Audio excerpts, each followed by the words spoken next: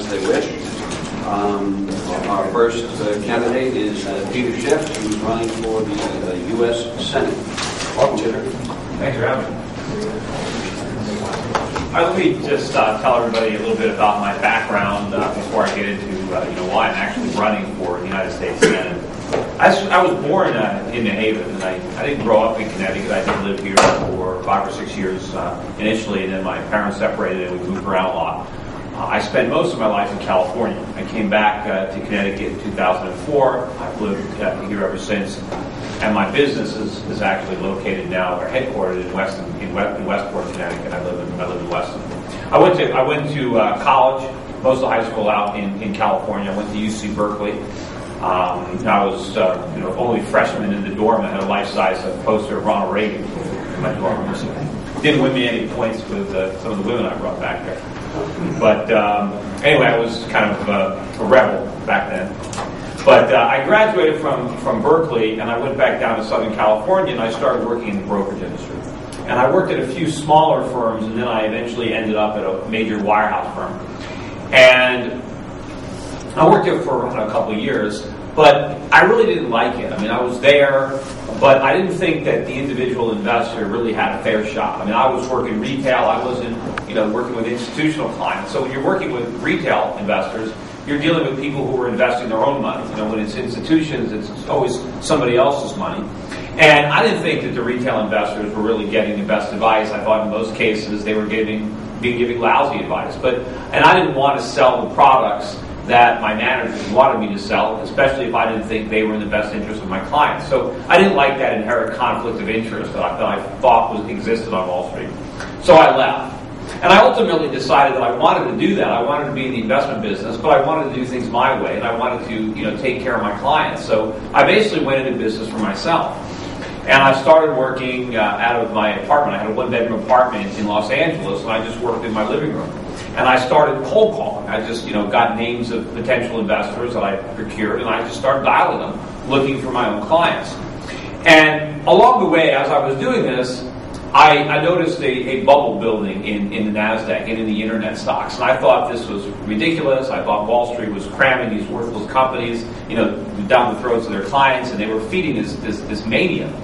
And so my whole sales pitch for a couple of years was warning people that there was a bubble in the Nasdaq, that it was going to burst, that stocks were going to collapse, that most of the internet stocks would go bankrupt. And of course, it wasn't an easy thing to do because everybody thought I was crazy. People thought it was a new era. They thought they were going to get rich. People loved these stocks. They didn't want to hear me telling them that they needed to sell them, that they were foolish for buying them. And of course, all my friends who were still in the brokerage business, they were making tons of money because it was very easy to make money back then. You just sold people what they wanted, which was internet stocks. I had a much more difficult time because I was trying to talk people out of what they wanted because I knew what they wanted was wrong. And I was trying to convince them to do things that they should do. Anyway, it was very difficult for me in 1998, 1999, up until 2000. I had a difficult time. I was still opening up accounts. I was getting clients. I was getting through to some people. But it wasn't easy. But things really started to turn around for me in 2000. Once that Nasdaq bubble really burst and those stocks started to fall apart, people started sending me more money. The people whose accounts I had opened, they gave me more of their money. Other people who had ignored me for years, when I called them again and they remembered the conversations, or if they didn't remember, I would remind them. Oh yeah, you're the guy that told me to sell. And if they had any money left, some of them sent it to me. And so I started building. But even in the beginning of 2000, January of 2000, I had no brokers working for me. I wasn't in my apartment anymore. I rented an office and I had a partner. But it was just the two of us. We had no brokers.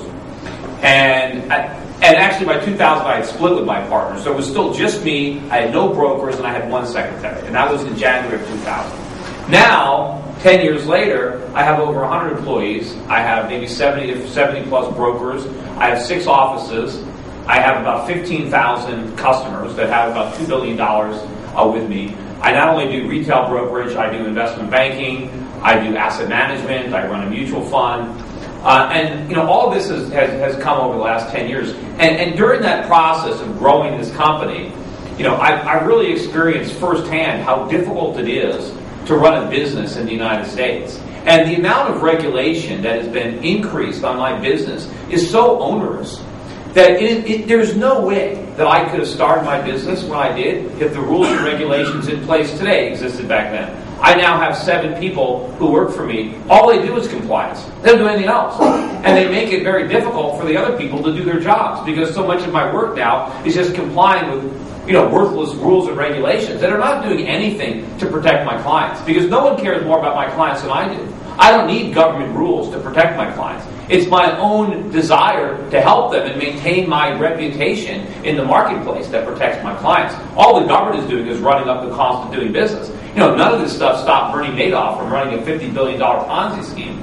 But I have a real appreciation for the problems that the government does to a small business like myself with these rules and regulations. And I know how much more prosperous I would be, how many more people I would employ right now if I didn't have to spend and waste so many resources complying with these regulations. But what really helped grow my business was not the Nasdaq bubble, it was the bigger bubble, the housing bubble. See, what happened was, once the Nasdaq bubble burst, I was expecting a pretty big recession. After all, we had a big boom, and so we should have had a big bust, because the busts are always proportionate to the booms. And contrary to the way most people think about it, they think that the bust is the problem, that the recession is the problem, and that the expansion is good. The reality is the reverse. It's the phony expansion. It's the bubble that is the problem. But during the bubble, everybody is happy because everybody is making easy money.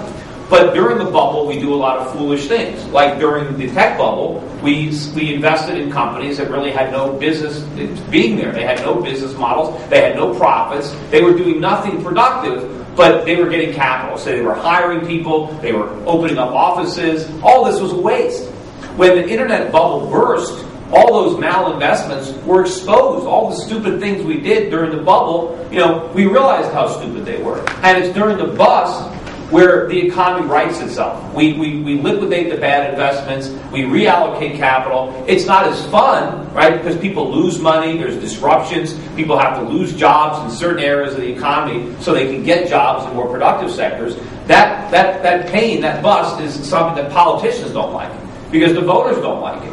So rather than letting the market work and purge all the excesses from the economy, the government can't resist the temptation to stimulate. And that's what they did in 2001 and 2002. And I had initially expected an even bigger decline in the stock market than the one that we had, because I thought the government would do the right thing. I thought the government would keep interest rates higher and let the recession run its course. They didn't do that. Instead, George Bush stimulated the economy by running big deficits, and Alan Greenspan stimulated the economy by slashing interest rates down to 1%. That is what produced the housing bubble.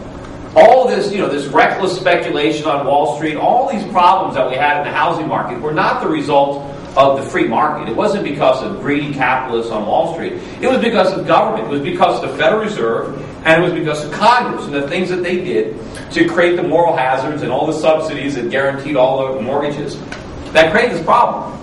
I saw it happening. And, by 2004, I was convinced it was going to be a major disaster.